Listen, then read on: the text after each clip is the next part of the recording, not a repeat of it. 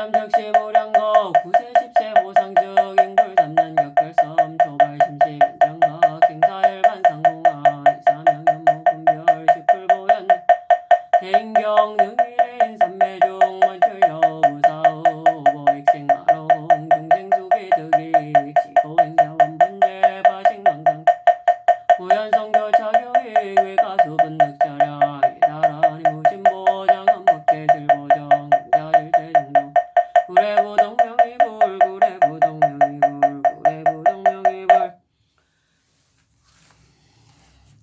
일승법계도 법계도기 총수로 정구업진원 수리수리 마수리 수리 사바 수리수리 마수리 수리 사바 수리수리 마수리 수리 사바 우방내외 안의제 신진원 나무 사만다무따남 옴도로도로 진미사바라무 삼만다무따남 옴도로도로 진미사바라무 삼만다 무따남 옴도로도로 진미사바 계경계 무상심심미묘법 백천만검난조 하금문견득수지 원의 열의 진실의계 법장진언오 마라남 마라다 마라남 마라다 오마라남 마라다 일승법계도 합실은 54가 120자 무릇이 대한 성인의 훌륭한 가르침은 일정한 방법이 앞서 근기에 응하고 병에 따라서 하나가 아니다. 미혹한 자는 자취를 고수하여 본체를 잃은 줄 알지 못해서 부지런히 하여도 근본으로 돌아갈 날이 없다.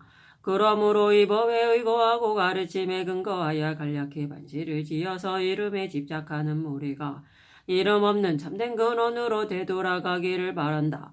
시를 읽는 법은 마땅히 가운데 법으로부터 시작하여 구불구불 돌고 돌아 구부러지고 굽어져서 불에 이르니 마치니 이르러 마치니 도인의 길을 따라서 있도록 한다. 법성은 원용하고 두 모습이 없고 모든 법은 움직이지 아니하여 본래 고요하다. 이름도 없고 모습도 없으며 일체가 끊어져 등득한 지혜로 할 바이고 다른 경계가 아니다. 진성은 매우 깊고 극히 미묘하여 자성을 고수하지 않고 연을 따라 이룬다. 하나 가운데 일체이고 많은 것 가운데 하나이며 하나가 곧 일체이고 많은 것이 곧 하나이다. 하나의 미세한 티끌 가운데 시방을 머금고 일체 티끌 중에도 또한 이와 같아 한량없는 먼 겁이 곧 한순간이고 한순간이고 한량없는 먼 겁이다. 9세와 10세가 서로 상색하면서도 그로 인해 혼잡하지 않고 나뉘어 따로 이룬다. 처음 발심할 때가 곧 정각이며 생사와 열반이 항상 함께이다. 이 법과 현상이 극하여 분별이 없으니 여월부처님과 보현보살의 위대한 성인의 경계이다. 능히 인삼매 가운데 들어가 여의를 번다하게 나타남이 불가사의하다. 보배를 비내려 중생을 도와 허공을 채우니 중생이 근기 따라 이익을 얻는다. 그러므로 수행자는 본래 자리에 돌아와 명상심을 반드시 얻지 않을 수 없고 무연의 성교로 여의를 잡아서 집으로 돌아가 분수 따라 자랑을 낳는다. 다란이의 다음 없는 보배로서 법계의 진실한 법의 궁전을 장엄하여 마침내 실제의 중도의 자리에 있으니 예부터 움직이지 아니함을 부처라 이름한다. 일승법계도부터 210자까지 대기에 이른다. 이 일승법계도 등으로 염스님의 오중에 인해 분배한다. 말하면 일심겹게는 모습을 잊은 해인에 분배한다. 도의 한 글자는 모습을 나타내는 해인에 분배하니 말하자면 도란 형상이다. 경에 이르기를 곧 그 형상대로 신통력을 나타나셨다라고 하셨다. 법장스님은 주석하여 이르기를 그 보살들이 생각한 바와 같이 저 위의 124질문과 아래 제6회에 이르기까지 설하신 법문으로 이 질문에 답한 것이 모두 열애의 법계의 몸 가운데 뚜렷이 밝아서 단박에 그 형상을 나타내지 않음이 없다 하고 아래의 경에 이르기를 청전한 법신 가운데 나타나지 않는 형상이 없다라고 하였다. 이 글은 안으로 중득함과 밖으로 교화함에 동하나 지금은 안으로 중득함을 기준으로 분배한 것이다. 합시르는 부처님의 밖으로 향하시는 해인의 분배하니 말하면 지는 보현의 기틀을 나타내고 이는 부처님의 밖으로 향하시는 마음을 나타낸다. 부처님의 밖으로 향하시는 마음에 이니 보현의 큰 기틀이 안으로 향하는 마음 잔머리와 그렇게야 때문이다. 54각은 보현이 삼매에 들어가 관하는 해인의 분배하니 말하자면 보현의 안으로 증득함에 두 가지 뜻이 있다. 첫째, 만약 부처님과 보현의 문을 기준으로 하면 보현이 삼매에 들어가면 다만 밖으로 향하는 마음의 인을 궁극적으로 증득할 뿐만 아니라 또한 처음과 두 번째 해인을 통틀어 증득한다. 보현이 안으로 향하면 곧 열부처님이고 열부처님이 밖으로 향하면 곧 보현이기 때문이다. 둘째는 만약 근기에 나아가 구분을 짓는 문을 기준으로 하면 곧 부처님의 밖으로 향하심에는 오직 일부분만이 증득하니 원만하지 않기 때문이다. 지금은 뒤의 뜻을 기준으로 한다. 이 정장삼매 가운데 오견해지 무량성의 근기와 성품의 덜익음과 성숙함과 그리고 법계의 모든 법의 모습이 단박에 나타나기 때문이다. 210자는 보현이 삼매에서 나와 마음의 있음과 언어를 나타내는 해인의 분배한 말하자면 이 해인의 우주인과 등의 법을 나누어 보이어 문자 언어를 지정하기 때문이다. 진림의 뜻은 다음과 같다. 즉 일승법계도에서 법계의 법은 증득의 대상이고 오늘 내 마음은 증득의 주체이고 이 주체와 대상을 얻을 수 없는 곳이다. 수행하는 사람의 행과 지위를 승이라 이름한다. 이와 같이 움직이지 않는 법칙의 문제가 이루어지는 까닭의 법계라고 한다. 법계의 법은 본래 자리는 나의 오척되는 몸이다. 이 뜻을 나타내고자 법계 전체를 한 몸의 형상으로 그린 까닭의 도라고 한다. 말하자면 도인에서 구불구불은 삼성이다. 말하자면 일성의 평등한 길에 가르친 종 머무름 없는 본체를 등지고 한 생각도 나지 않고 둘이 아닌 곳에 구불구불 고집하고 내지 한 모습 한 자치 중 가보로서의 부처님의 가위에 집착하기 때문이다. 돌고 도라는 소승이다. 말하자면 법공의 진여가 있는 줄 알지 못하고 다만 스스로 인공의 이치에 돌고 돌아 집착하기 때문이다. 구부러지고는 인천이다. 말하자면 세간을 벗어나는 수행의 공덕이 있는 줄을 알지 못하고 오개와 팔개의 인천의 옆에 구부러져서 집착하기 때문이다. 굽어져서는 삼도이다. 말하자면 인천의 수행과 업이 있는 줄 알지 못하고 사땡견에 굽어져서 집착하여 삼도에 떨어지기 때문이다. 이와 같이 삼성과 삼도의 모습을 다 그리는 까닭의 법계 전체를 한 몸의 모습으로 그린다라고 한다. 법용대덕기에 이른다. 일승법계도에는 두 종류의 가려내고 취함이 있다. 첫째는 교분을 가려내고 오직 정분만을 취하는 것이다. 말하자면 일승의 법은 정분과 교분에 통하지만 계라고 말한 것은 교분을 가려낸 것이니 정분은 일승법의 구경의 경계이기 때문이다. 둘째는 오식 삼승을 가려내고 일승의 정분과 교분들을 통틀어 취하는 것이다. 말하자면 일승으로서 삼승을 가려내기 때문이다. 이 일승의 일과 아래 처음과 끝을 여인 하나의 붉은 도인은 지암스님의 본말 상생문 가운데 일자의 도장과 더불어 나란히 한 뜻이다. 하엄대경의 첫머리에 일자로 된 도장을 찍어 놓은 것은 하엄경의 한보의 처음부터 끝까지 설해진 문장과 문장, 구절과 구절이 오직 이를 나타냄을 밝히고자 한 것이다. 또 권소에서 사땜을 대치하고 올바름을 나타내는 곳에 일자로 된 도장을 찍어 놓은 것은 모든 법 가운데 만약 두 가지 아르마리를 내면 곧 삿된 것이고 법이 하나임을 알면 곧 올바른 것이기 때문이다. 말하자면 보살이 한번 성내는 마음을 일으키면 육신문의 보행이 백만장애를 이른다. 진실로 성내는 마음은 자신이 남과 다르다고 집착하는 데서 생기기 때문이다. 그러므로 만약 두 가지 아르마리를 내면 곧 삿된 것이라고 한 것. 만약 보살이 동체대부를 일으키면 곧 백만장애 문이 육십보행을 이룬다. 말한 삼세간의 법에 나의 자신의 몸과 마음인 것을 보고 동체대비를 일으킨다. 그러므로 법이 하나임을 알면 곧 올바른 것이라고 한 것이다. 또 입법계춤초에 일자의 도장을 찍어 놓은 것은 모든 법이 둘이나 셋이라고 보면 곧 8가지의 근본죄를 범하여 일승의 법계에 들어갈 수 없고 모든 법에 대해서 두 가지 견해를 내지 않으면 곧 일승의 법계에 들어갈 수 있기 때문이다. 여기에서도 또한 그러하다.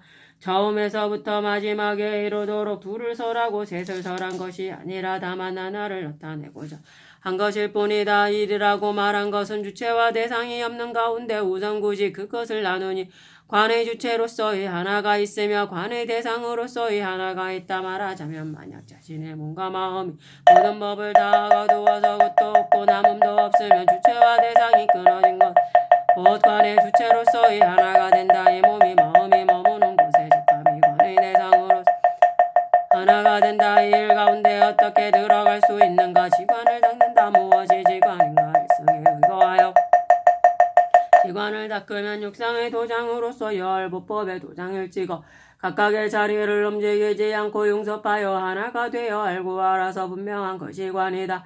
도장으로 사물을 도장을 찍음에 들지도 않고 굴리지도 않는 것처럼 이와 같이 관하는 지혜가 법에 꼭 맞아서 주체를 여의고 대상을 끊어서 하나로서 무분별하여 움직이지 않는 것이 지혜다. 승이란 위의 일의 자리에서 결코 믿는 것을 승이라고 이름한다. 이와 같이 믿지 않는 것은 승이라 이름하지 않는다. 만약 삼승이라면 진여의 법을 듣고서 단박어찌 믿지 못하고 점차 믿는 까닭에 십신이 있으며 단박 이해하지 못하고 점차 이해하는 까닭 십회가 있으며 다니지 단박 깨닫지 못하고 점차 깨닫는 까닭에 십증이 있으니 이와 같이 점차로 부처님의 가위에 이르기 때문에 승이라고 이름한다. 여실한 길을 타고 와서 정각을 이루는 것이 그 뜻이다. 만약 일승이라면 위의 자리에서 원만한 믿음을 일으키면 곧 원만한 깨달음인 까닭의 승이라고 이름한다. 하나가 움직이면 일체가 움직이는 것이 곧 그 뜻이다. 법이란 나의 몸과 마음이란 개다. 개란 곧 이 몸과 마음이 모두 보섭하여 상대가 끊어져서 앞과 뒤의 분체가 끊어진 것이니 곧 법의 궁극적인 경계 영역의 뜻이다. 도란 형상이다. 코끼리를 알지 못하는 사람을 위하여 코끼리의 형상을 그림으로써 그려 그것을 보여주는 것과 같으니 이와 같이 수행자가 자신의 몸과 마음이 법계의 부처님을 알지 못하는 까닭에 법계의 부처님의 형상을 그림으로써 그려서 가르쳐 보여주는 것이다. 이 법계 분초에 이른다. 이제 법계에 들어감에 상응하는 바에 따라서 법의 문제를 이루되 먼저 그 어무를 여의어야 한다. 처음 발심한 보살이 대승을 향해 나아가며 8가지 근본제가 있어서 일체의 성건을 태워 다하고 악취에 떨어지며 편안한 것을 여의고 인천의 즐거움을 잃고 또한 대승 경계의 즐거움을 잃는다. 또한 오탁에 되어 남은 성근이 있어서 선지식을 가까이 하여 깊은 법으로 되돌아 나아가 위없는 마음을 일으키며 매우 깊은 법을 듣고 독송하고 받아 지닌다. 지혜가 적은 사람을 향해 독송하고 해설하면 다른 사람이 듣고서는 놀라고 의심하여 두려워하고 겁을 내서 버리심으로부터 물러나 정문숭을 좋아하게 되니 이것이 첫 번째 무거운 죄이다. 오직 근기를 헤아리고 마음을 알아서 차례로 위하여 설 아래 낮은 곳으로부터 깊은 곳으로 나아가야 한다. 또 사람에게 말하여 이르기를 당신이 어떻게 대성의 마음을 일으키겠는가. 일찍이 성문정각을 향하여 열반에 들어가는 것만 같이 라고 하면 이것이 두 번째 무거운 죄이다. 또 사람에게 말하여 이르기를 당신은 개와 위를 배워서 어디에 쓸 것인가. 빨리 대승의 마음을 일으켜서 대승 경전을 받아지 독송하며 몸과 입과 마음의 업이 청정해지고 또한 나쁜 가보를 받지 않을 것이다. 라고 하면 이것이 세 번째 무거운 죄이다. 또 사람에게 말하여 이르기를 당신은 성문의 경전을 독존해서는 안 되며 성문의 경전을 덮어야 한다. 성문의 법에서는 번뇌와 미혹을 끊지 못하니 정정한 대승에 매우 깊은 경전을 듣고 지녀야 할 것이다. 이것은 악을 멸하고 깨달음에 선을 낸다 해라고 해서 믿고 받아들이는 이가 있으면 두 사람 모두 네 번째 무거운 죄를 얻게 된다. 또 이익을 구하기 위한 까닭에 대승의 법을 설하여 다른 이가 대승을 설하여 이익 얻는 것을 보고 미워하고 비방하며 경시하고 질투하면 이것이 다섯 번째 무거운 죄이다.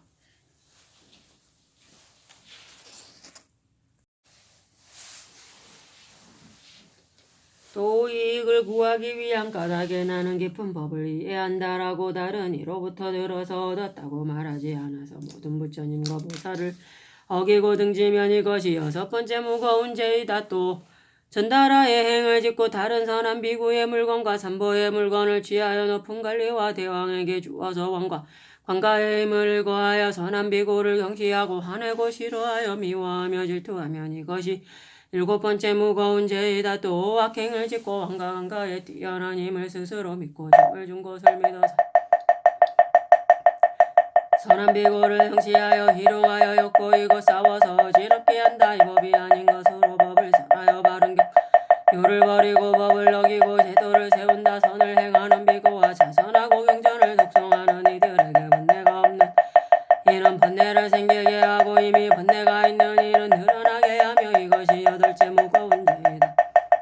이미 의죄를 범하였다면 마땅히 허공장보살에 의거하여 죄를 뉘우쳐 그것을 없애야 할 것이다. 처음 발심한 보살이 큰 법을 널리 유통시켜서 자기와 남을 이익되게 하고자 한다면 먼저 앞에 허물을 여의고 후에 아홉 번째 지의 법사를 법문에 의거하면 거법계에 응할 것이다. 진수대덕기에 이른다. 일이란 다른 것이 없다는 뜻이다. 삼승에서는 성이 하나라고 하고 일승에서는 연이 하나라고 한다. 연이 하나란 중도와 진여를 기준으로 한 것을 따른 것이다. 이것은 집회양품의 백규의 진여이다. 말하자면 해의 진여, 달의 진여 등이다. 곧 진여이지만 해의 이름, 해의 모습, 달의 이름, 달의 모습이 있어서 이름과 모습이 없는 것이 아니다. 그러나 보현의 깨달음을 기준으로 하면 이 이름과 모습이 없다. 다만 삼생을 인도하고자 이름과 모습에 의지한 것일 뿐이다. 이것은 보현의 교본을 기준으로 하여 변별한 것이다. 중도를 기준으로 한 것을 따른 것이어서 이미 매우 깊은데 다시 무슨 뜻을 기준으로 하여 보현의 증분으로 삼는가. 중도와 진여를 기준으로 한 것을 따른 것은 삼성의 가르침에 의거하여 해의 이름과 해의 모습 등을 사용한 것이다. 그래서 가르침과 상응한다고 한다. 이 정분이란 언어의 길이 끊어졌기 때문에 이름을 거둔 것. 마음이 ing해지는 자리가 멸했기 때문에 모습을 여인 것이다. 만약 그렇다면 이 자리가 정명의 침묵. 어떻게 다른가. 정명의 침묵은 이름과 모습이 전도되었으므로 이 이름과 모습을 여의어야 바야흐로 침묵이 된다. 아홉 법회에서의 부처님의 침묵은 이름과 모습 가운데서의 침묵이다. 그러므로 엄격하게 다르다. 말하자면 이름과 모습을 버리지 않고서 이 이름과 모습의 직한 가운데 침묵하는 것이니 허공에 도무지 사물이 없는 것과는 같지 않다. 이것은 보현의 증분을 기준으로 하여 변별한 것일 뿐이다. 언어의 길이 끊어진 것과 마음 가는 곳이 없는 것 또한 극히 매우 깊은데 다시 무슨 뜻을 기준으로 하여 열 부처님의 경계로 삼는가. 앞은 비록 침묵이지만 이름과 모습 중에 침묵이다. 만약 과분이라면 처음부터 이름과 모습을 보지 않는 자리이다. 만약 그렇다면 이 자리는 법도 없고 사물도 없는가. 앞의 지위 중에서 논한 것과 같은 법은 처음부터 없다. 그러하다면 이 중에 실로 법이 없는가. 모두 있다. 어떤 사물이 있는가. 이것은 예수님이 말씀하신 바이니 망정을 돌이켜 보는 자리이다. 승은 실어 나른다는 뜻이다. 위의 일제에 이미 세 가지 뜻이 있으니 승도 또한 그러한가. 그렇다. 결과와 다른 원인으로부터 원인과 다른 결과에 이르는 것은 삼승에서의 승이 아니다. 지금은 원인이 결과에 직하는 뜻을 기준으로 하여 실어 나른다고 이름한다. 이것은 보현의 교문이다. 원인과 결과의 이름과 모습을 떠나서 언어의 길이 끊어짐과 마음 가는 곳이 없음의 뜻을 기준하면 곧 보현증분에 실어 나른다는 뜻이다. 성의에 가보는 곧 말할 수 없기 때문에 오직 불가스의한 승이라고 하니 이것은 움직이지 않음을 기준으로 하여 승이라 이름하는 것이다. 법의 세 가지 뜻이 있다. 첫째는 자체를 법이라고 이름한다. 삼성을 기준으로 말하면 소 자체 외에 말이 있고 말 자체 외에 소가 있다. 질성을 기준으로 하여 말하면 이 법 곁에 저 법이 없으며 저 법 곁에 이 법이 없다. 그래서 자체라고 말한다. 둘째는 의식에 상대함을 법이라고 이름한다. 삼성을 기준으로 말하면 제2의식에 상대하는 바를 법진이라고 이름한다. 일생을 기준으로 말하면 그 다음은 의식을 상대하는 바를 법이라고 이름한다. 셋째는 법칙의 뜻이니 할 수 있을 것이다. 개 또한 세 가지 뜻이다. 첫째는 성품의 다름의 뜻이다. 삼성을 기준으로 하여 말하면 성과학과 무기의 세 성품이 각각 다르기 때문이다. 일성을 기준으로 하면 세 성품 중에 의거함을 따라서 온전히 다하여 각각 서로 곁이 없다. 그래서 성품이 다르다고 한다. 둘째, 원인의 뜻이다. 삼성을 기준으로 하여 말하면 오직 안식을 낳는 것은 안식의 명언종자라고 이름한다. 일성을 기준으로 하면 육식을 통틀어 낳는 것은 안식의 명언종자로. 셋째는 진임의 뜻이다. 삼성을 기준으로 하여 말하면 결과와 다른 원인이 원인과 다른 결과를 일성을 기준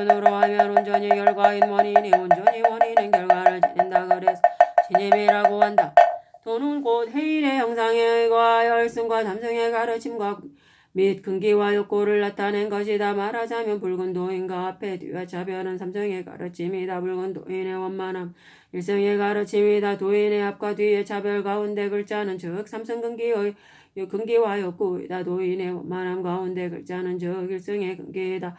법용덕기에 이른다. 합시에 이르니란 다음과 같다. 한 길에 붉은 줄이 여러 검은 글자와 합하여 바야흐로 원만한 도인을 이룬다. 그래서 합시라고 한다. 검은 글자를 쓴 후에 붉은 줄을 그렸는가 붉은 줄을 그린 후에 검은 글자를 썼는가 두 가지 모두 옳다. 먼저 쓰고 나중에 그린 것은 이치로서 현상을 따른 뜻이고 먼저 그리고 나중에 쓴 것은 현상으로서 이치를 따른 뜻이다. 지엄스님이 비록 73개의 도인을 지었지만 다만 그 하나의 인을 나타내고자 하였으니 의상과 상이 지엄 스님의 뜻을 깊이 얻었기 때문에 오직 이 하나의 근본인을 지은 것이다. 진수덕기에 이른다. 시란 그림에 칠한 39가 있는 까닭에 시라고 한 것일 뿐이고 운율을 기준으로 하여 말한 것은 아니다. 1인이란 하나의 큰 연기를 나타내고자 한 것이다.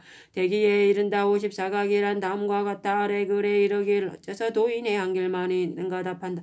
열애의 이름을 나타내기 때문이다 라고 하였다. 성계품의 10가지 음성을 가지고 성이 그게 차례로 배도하면 곧 50을 이룬다고 등화의 주체인 부처님이 43무량을 갖추어 가지신 까닭에 사각이라고 한 것이다. 진수기에 이른다. 54각이란 사람 선지식을 나타낸다. 말하자면 55선지식이라 처음 뒤에 문수고사를 합한 까닭에 오직 54이다. 처음과 뒤를 합하여 들고 중간을 통틀어 취하여 하나의 원명한 지혜가 되고 모연보살 선지식은 깨달은 바 이치이니 법계의 모든 법이 이치와 지혜를 벗어나지 않기 때문이다. 210자란 법선지식이다. 말하자면 이 세간품에서 보혜보살이 209의 질문을 구름같이 일으키고 보현보살이 2009의 답을 병으로 물 쏜 듯하니 매 한 구의 질문마다 다 19로서 합하는 까닭에 10이라고 하는 것이다. 대기에 이른다. 210자란 다음과 같다. 오조인가에서 첫인과를 제하고 뒤의 사주에서 과분을 가려내고 인분을 취하면 사주의 인분에 각각 50개의 지위가 있으므로 200을 이룬다. 그 사주에 있는 가분의 지위 넷을 합하여 일로 삼는다. 이 가분이 열부처님의 가분과 같음을 나타내고자 하기 때문에 일십이라고 말한 것이다. 어째서 처음에 인과를 제하는가 다만 믿을 바이고 이룰 바행은 아니기 때문이다. 어째서 과분의 지위를 합하여 하나로 삼는가. 인분의 지위에 이미 차별과 병등이 있으니 말의 모습이 다르기 때문이다. 또한 그러하나 열부처님의 가와 같음을 나타내고자 하기 때문에 종합하여 하나로 한 것일 뿐이다. 또 말한다. 이 해인 가운데 나타난 삼세간의 신문과 시법이다. 말하자면 아래 본분의 10개의 동전의 비유 및 열보법이 20이 되고 20에 각각 10편을 논하여 합하여 200이 되고 돈 50편을 아우른 까닭에 210이라고 말하는 것이다. 또 2인이 총이 되고 73인이 별이 된다. 별인 중에 나아가 70인을 가져 3세의 인을 거친 연세가 각각 70인 까닭에 합하여 210이 된다. 그러므로 210개의 인을 합하여 하나의 해인 삼매의 총상인을 이루는 것이다. 7원 39란 다음과 같아. 앞에 10법법과 10전유가 각각 10이고 곧 10편을 남게 합해서 30이 된다. 이 39가 엄경의 제목일 7자를 벗어나지 않기 때문에 7자로서 시를 지은 것이다. 이런 까닭의 법계의 법이 비록 다음 없다고 하여도 220제를 벗어나지 않으면 이를 종합하면 곧 39를 이룬다고. 이를 종합하면 7자를 벗어나지 않는다. 또 이를 종합하면 이치와 지혜를 벗어나지 않는다. 또 이를 종합하면 하나의 가장 정정한 법계를 벗어나지 않는다. 그러므로 일승법계도라고 제목하여 이런 것이다. 청량소의 제목을 종괄하여 해석하며 이른다. 6번째 말아서 거두어 모습을 다한다란 말하자면 뒤에서부터 점차 말아서 내지 구회를 벗어나지 않으면 구회는 조회를 여의지 않는다. 조회는 전체 제목을 여의지 않으면 전체 제목은 이치와 지혜를 벗어나지 않는다. 지혜가 아닌 까닭에 이치밖에 지혜가 없으며 지혜가 아니면 이치가 아닌 까닭에 지혜가 없으니 곧 이치와 지혜가 둘이 아니다고. 지혜를 가두어 이치를 따른 죄를 여의고는 작용이 없다. 작용을 거두어 죄로 돌아가니 죄성이 스스로 여임으로 죄는 곧 죄가 아니다. 본래 정정함을 굳이 이름하여 정정법계라고 한다. 이런 까닭에 다음 없음으로부터 한 글자나 글자 없음에 이르기까지 모두 하음의 성애를 거두어 남음이 없다. 법윤기에 이른다. 위대한 성인이란 모든 가르침 가운데 지금 이 교주가 가장 존귀하고 수승하기 때문이다. 아래 사교에서는 교화의 주체와 교화의 대상이 다 미치지 못하는가. 그렇다. 삼승의 교화의 주체인 삼신은 다만 일승의 십신의 큰 작용인데 왜 미치지 못한다고 하는가. 이미 이러기를 다만 십신의 작용이라고 한 까닭에 미치지 못하는 것이다. 열부처님이 곧 자수영의 부처님이고 곧 보리수아래의 부처님이다. 왜 미치지 못한다고 하는가.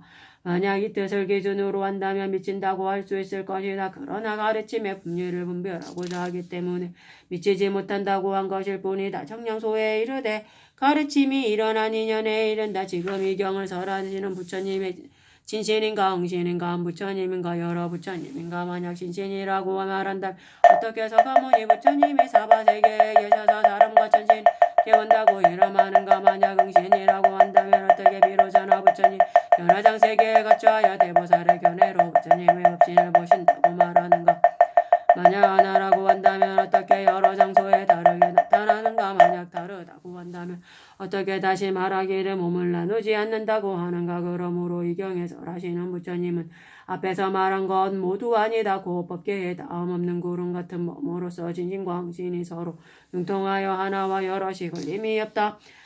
먼저 십신을 밝히고 뒤에 걸림없음을 드러내겠다. 십신이라고 말한 것은 스스로 두 가지 뜻이 있다. 첫째, 삼세간의 융섭을 기준으로 하여 십신으로 한다. 둘째는 중생신이고 둘째는 국도신이고 셋째는 업보신이고 넷째는 성문신이고 다섯째는 영각신이고 여섯째는 보살신이고 일곱째는 열애신이고 여덟째는 지신이고 아홉째는 법신이고 열째는 허공신이다. 둘째 부처님에게 나아가 스스로 십신이 있다. 첫째는 보리신이고 둘째는 원신이고 셋째는 화신이고 넷째는 역지신이고 다섯째는 상호장엄신이고 여섯째는 위세신이고 일곱째는 의생신이고 여덟째는 복덕신이고 아홉째는 법신이고 열째는 지신이다. 걸림없다고 말한 것은 간략히 10가지 뜻이 있다. 첫째는 작용의 두루함이 걸림없다. 열째는 운통이 걸림없으니 말하자면 이 부처님의 몸이 있지에 즉하고 현상에 즉하며 나하나에 즉하고 열애에 즉하며 의보에 즉하고 정보에 즉하며 사람에 즉하고 법에 즉하며 이것에 즉하고 저것에 즉하며 유정물에 즉하고 무정물에 즉하며 기쁨에 즉하고 넓음에 즉하며 원인에 즉하고 결과에 즉하며 삼신에 즉하고 십신에 즉하니 동일하게 걸림없는 법계의 구름 같은 몸이다. 법윤기에 이른가 훌륭한 가르침이란 다음과 같아. 삼생에 근거하면 곧 이생과 저세상의 수수 이기선이며 이생과 저세상의 거스르는 소리가 하기다. 이 두 가지 가운데 특별히 포기할 것이 없는 것이 무기이다. 일생에 근거하면 곧 다만 선일 뿐이다. 무엇인가. 말하자면 지엄 스님이 이러기를 원통에 지극함은 선하지 않음이 없음이 자리하니 연을 만나서 이에 수순하여 사물을 가리지 않고 베푼다라고 하였다. 그러므로 일승은 오직 하나의 선일 뿐임을 한다. 만약 그렇다면 무기와 악이 다만 하나의 선일 뿐인가. 그렇다면 악을 들 때도 또한 이와 같은다. 그렇다. 그러나 선이라고 말한 것은 전을 따라서 겹치 없는 뜻을 근거하여 말한 것일 뿐이다. 일정한 방법이 없다란 다음과 같다. 만약 삼성이라면 곧 근기에 따라서 하나 둘을 설하여 이에 무량에 이루고 방법이 없는 것이 아니다. 왜 그런가. 삼승의 가르침은 다른 근기에 따라서 설하기 때문에 방법이 없는 것이 아니다. 일승의 가르침 근기에 따라서 사성제 12년 육바람일 등을 설하나 해인산매의 구경의 경계에 사무쳐서 자제로이 설하기 때문에 일정한 방법이 없다고 하는 것이다. 근기에 응하고 병에 따라서 하나가 아니다란 다음과 같아. 비유하면 일반 의사는 각각 달리 약을 주지만 만약 위대한 의사라면 전하에 각가지 약물을 널리 모아서 하나의 알약을 만들어 병의 약간의 차별을 묻지 아니하고 평등하게 널리 주되 병이 낫지 않음이 없는 것과 같다. 일승의 부처님 또한 이와 같아서 모든 가르침의 근기에 따라 널리 응하여 오직 한 종류의 인정의 법으로서 근기를 맞추어 절한다. 성문에 사람에게는 온전한 해인의 사성제 법을 주며 독하게 사람에게는 온전한 해인의 연생의 법을 주고 보살의 사람에게는 온전한 해인의 육바라밀의 법을 주고 내지숙교와 은교의 사람에게도 또한 온전하고 온전한 것을 줄 뿐이다. 되기에 이른다. 아래 사교의 사람 다 병든 근기이다. 원교의 근기는 곧 그렇지 않다. 또한 원교의 근기는 큰 병이 있다. 한번 성내는 마음을 일으키면 곧 백천장의 문이 있게 되기 때문이다. 진수기에 이른다. 위대한 성인이란 아래 삼성의 작은 성인에 대하여 위대한 성인이라고 한 것이다. 훌륭한 가르침이란 언어로 지나는 가르침이다. 이 언어로 지나는 가르침은 해인산매로 조차 전체로 일어나기 때문에 하나의 무를 부르는 말에 불가나무 등의 법이 모두 함께 온다. 하나의 말에 모든 법이 함께 오기 때문에 가르침이 구적되어 있다고 한다. 이 물이라는 말에 물의 습한 뜻이 있으며 물의 습한 뜻 가운데 불의 뜨거움 드럽게 모든 뜻이 갖추어 있기 때문에 뜻이 구적되어 있다고 한다. 이와 같이 모든 뜻이 물이라는 말에 가르쳐져 갖추어져 있으니 이런 까닭의 앞에서 하나의 큰 연기의 가르침이라고 말하는 것이다. 물을 사용하고자 할 때 물을 고를 때의 말 가운데 도달하는 물을 사용하는가. 이것은 다만 물의 연인 까닭에 다만 물을 사용할 때는 물이라는 말에 도달해 이르는 물을 사용하는 것이다. 만약 그렇다면 물이 오는 중에 물은 불이 오는 중에 불과 다른가 도달하기 때문에 같다. 만약 그렇다면 어찌 다시 불을 일으켜 오게 하는 말이 필요한가. 이미 불을 필요로 하는 것이 불을 일으키는 말이 필요하다. 만약 불이 오는 중에 불이라야 비로소 쓸 수 있다면 물이 오는 중에 불은 실제의 불이 아닌가. 실제의 불이다. 그러나 이것은 물을 이루는 불이기 때문에 곧 불 중에 불과는 문이 다름이 된다. 일정한 방법이 없어 근기에 응하고 위와 같은 훌륭한 가르침이 법계에 들어맞아서 따로 취하고 버리는 것이 없는 까닭에 일정한 방법이 없다. 라고 한 것이다. 이것은 다음 없는 원만한 종상의 가르침을 일컫는 것이니 보현의 근기에 응하는 것이다. 병에 따라서 하나가 아니다란 아래 사교이다. 지계장에 이른다. 주된 가르침.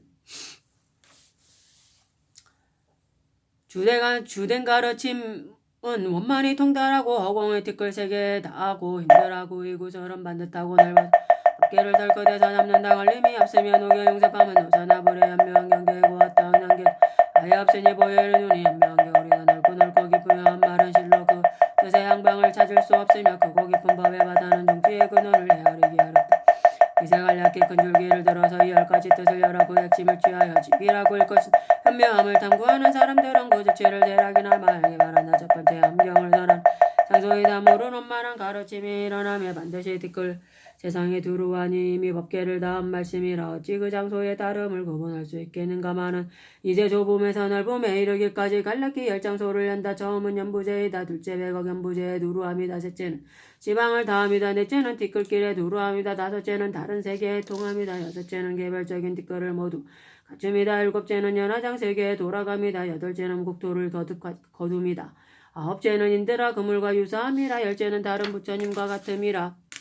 두 번째 하엄경을 연설하는 때에다 무릇 항상 한 말씀이 앞과 뒤에 때에 두루하여 걸림이 없으며 하물며 샬라의 겁이 원용하니 어찌 그대의 나눔을 분별할 수 있겠는가마는 이제 길고 짧음의 구분을 간략히 들어서 10가지로 분석한다. 첫째는 오직 한 찰나이다. 둘째는 지리를 다함이다. 셋째는 삼세의 두루함이다. 넷째는 동류를 거둠이다. 여섯째는 다른 겁을 거둠이다. 여섯째는 찰나가 겁을 거둠이다. 일곱째는 다시 거듭이다. 여덟째는 다른 세계의 때이다. 아홉째는 그것의 상입이다. 열째는 근본이지 말을 거두어 들음이다. 세 번째 하엄경을 설하시는 부처님이다. 이 경을 설하시는 부처님의 노사나 이 몸이 이미 앞과 같이 다음 없는 때와 장소에 계시니 그 부처님은 한 몸인가 여러 몸인가. 이제 이 뜻을 드러내어 갈라키 10가지로 변별한다. 첫째는 작용이 두루함이 걸림이 없다. 둘째는 모습의 변만함이 걸림이 없다. 셋째는 고요함과 작용함이 걸림이 없다. 넷째는 의거하여 일어남과 걸림이 없다. 다섯째는 진인과 의신이 걸림이 없다. 여섯째는 부분과 원만에 걸림이 없다. 일곱째는 원인과 결과가 걸림이 없다. 여덟째는 의무와 정보가 걸림이 없다. 아홉째는 은밀히 들어감이 걸림이 없다. 열째는 원만히 통달함이 걸림이 없다. 네 번째는 암경을 설해주는 대중이다. 무릇바다와 같이 대중이 많겠거니 어찌 티끌로 헤아려 할 수 있겠냐마는 이제 큰 줄기를 간략히 통틀어서 또 하늘까지 지위를 나타낸다. 첫째는 과덕의 대중이다. 둘째는 항상 따르는 대중이다. 셋째는 법회를 장함하는 대중이다. 넷째는 운명을 올리는 대중이다. 다섯째는 기이하고 특이한 대중이다. 여섯째는 영양 대중이다. 일곱째는 법을 표시하는 대중이다. 여덟째는 법을 증명하는 대중이다. 아홉째는 이익을 얻는 대중이다. 열째는 법을 나타내는 대중이다. 다섯째는 암경을 설하는 방식이다. 무릇 한량없는 대비로 중생교에 두루하시니 모든 부류에게 교화를 베푸시며 의식을 헤아리기 어려우나 이제 전체와 개별에 나아가 각각 10가지 예를 연다. 통틀어 놓으면 혹은 음성으로서 하며 혹은 오묘한 모습으로서 나타내며 혹은 기묘한 항으로서 혹은 뛰어난 맛으로서 혹은 오묘한 감촉으로서 혹은 법으로서 대상으로서 하며 혹은 내부의 육군 혹은 사위의 혹은 제자의 인물 혹은 일체에 짓는 바로 다 중생들을 능히 거둔다. 다음에 개별적으로 말소리를 나타내는데 또한 10가지가 있다. 첫째는 열애의 어업에 원만한 소리가 스스로 설하는 것이다. 둘째는 열애의 털구멍이 소리를 내어 법을 설하는 것이다. 셋째는 열애의 광명이 소리를 펼쳐 법을 연설하는 것이다. 넷째는 보살의 구업으로 법을 설하게 하는 것이다. 다섯째는 보살의 털구멍에서 소리를 내어 법을 설하게 하는 것이다. 여섯째는 보살의 광명에서 또한 소리를 내어 법을 설하게 하는 것이다. 일곱째는 바다와 같은 국토가 소리를 내어 법을 설하게 하는 것이다. 여덟째는 일체 중생이 법을 설하게 하는 것이다. 아홉째는 삼대 형성으로서 법을 설하는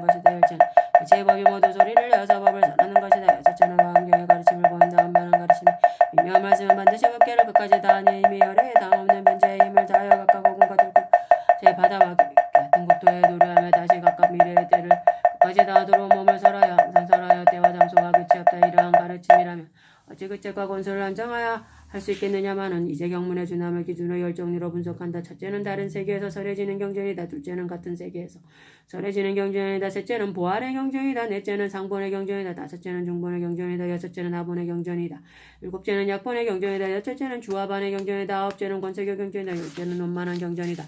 일곱째는 화엄경의 의미를 나타낸다. 무릇 뜻의 바다는 광대하고 깊으며 잠대는 근원은 아득하고 아득하나 두 종류로 간략히 알아서 각각 10가지 문으로 변별한다. 먼저 표시하는 바에 업을 밝힌다. 이 법이 넓어서 끝이 없이 나 열상의 모음으로 통투로 거두어들인다. 첫째는 가르침과 뜻이 한상이다. 둘째는 이법과 현상의 한상이다. 셋째는 경계와 지혜의 한상이다. 넷째는 수행과 계획과 한상이다. 다섯째는 원인과 결과가 한상이다. 여섯째는 의보와 정보가 한상이다. 일곱째는 체와 작용의 한상이다. 여덟째는 사람과 법의 한상이다. 아홉째는 거스름과 수순함의 한상이다. 일째는 음과 감의 한상이다. 다음으로 나타나는 바의 일치를 밝힌다는 것은 교묘한 변제가 자제해 형세의 변화가 매우 많으나 또한 10가지 예를 들어서 걸림없음을 나타낸다. 첫째는 본성과 모습이 걸림없습니다. 둘째는 넓음과 좁음이 걸림없습니다. 셋째는 하나와 많음이 걸림없습니다. 넷째는 상입이 걸림없습니다. 다섯째는 상직이 걸림없습니다. 여섯째는 숨과 드러남이 걸림없습니다. 일곱째는 미세함이 걸림없습니다. 여덟째는 인드라 그물이 걸림없습니다. 아홉째는 십세가 걸림없습니다. 열째는 주화반이 걸림없습니다. 여덟째는 함경의 의도를 풀이한다. 무릇법의 모습이 원흉한 것이 진실로 인한 바가 있으니 인연이 한량없으나 간략히 열정으로 변별한다. 첫째는 모든 법이 고정된 모습이 없음을 밝히기 위한 까닭이다. 둘째는 오직 마음이 나타낸 까닭이다. 셋째는 환의 현상과 같기 때문이다. 넷째는 꿈에 나타난 것과 같기 때문이다. 다섯째는 수승한 신통력이기 때문이다. 여섯째는 깊은 선정의 작용이기 때문이다. 일곱째는 해탈의 힘이기 때문이다. 여덟째는 원인이 한계가 없기 때문이다. 아홉째는 연기하여 서로 말미암기 때문이다. 열째는 법성이 융통하기 때문이다. 아홉째는 화엄경의 이익을 밝힌다. 무릇 이 보현의 법을 믿고 향하여 나아가 들어감으로써 원만하게 통하고 단박이 이익됨이 광대하여 가히 없으나 간략히 경문을 거두어서 그 10가지 종류를 나타낸다. 첫째는 보고 듣는 이익이다.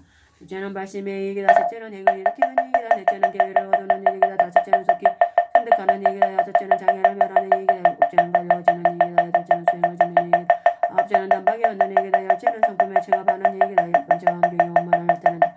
무릇 법계는 원통하여 연하에 개합하지 않음이 없다. 말하자면 미래 학문에 나타나는 법이 모두 바여 하나의 큰 연기법이 된다. 한 곳이 있음을 따라서 고들체가 있으니 걸림없고 원흉하여 다함없고 자제하다. 만약 뜻에 따라서 나누어 열면 또한 열문이 있다. 첫째, 장소의 원만이다. 둘째는 때의 원만이다. 셋째는 부처님의 원만이다. 넷째는 대중의 원만이다. 다섯째는 위의 원만이다. 여섯째는 가르침의 원만이다. 일곱째는 의미의 원만이다. 여덟째는 의도의 원만이다. 아홉째는 이익의 원만이다. 열째는 두루함의 원만이다. 동일하게 걸림없는 대연기인 까닭이며 자제하여 헤아리기 어렵고 불가사의한 까닭이다. 이는 말하자면 화음에 다 없는 바다와 같은 법의 법계를 끝까지 다하고 그 관계를 뛰어넘은 오직이 보현의 지혜라야 봐야 그 바닥을 끝까지 다한다. 자궁덕 고급을 제하등 연생 강생금